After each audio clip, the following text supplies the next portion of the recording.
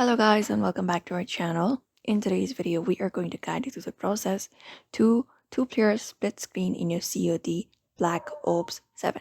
So if you're looking out how to do so on your COD Black Ops 7, you may follow these steps and you should be able to do it. So for that, what you need to do is you need to start the Black Ops 7 and go to the main menu.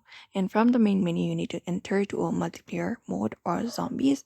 So you need to turn on your second controller. For that, you can connect those. And on your second controller, you can log into a separate user profile on your console. This needs to be linked to an Activision account. So you can just go ahead and do so. And in the game's lobby, you will be seeing a prompt like press X to join or press A to join.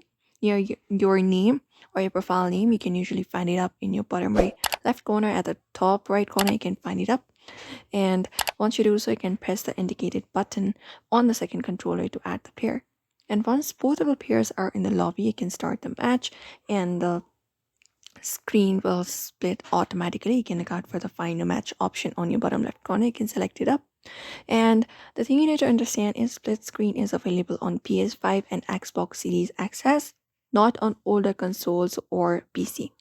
So you need to just go and use it on PS5 and Xbox Series, and it works for multiplayers and zombies, not supported in co-op campaign. And the primary account needs the relevant subscription, which is for PS Plus, Xbox Live. You can just go and do so.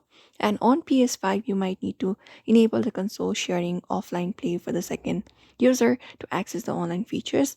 And the second player might need to accept the terms, verify your age, and sign in into their Activision account for the first time. And that way, the two-player split screen on your COD Black Ops 7 will be done. And that's it, everybody.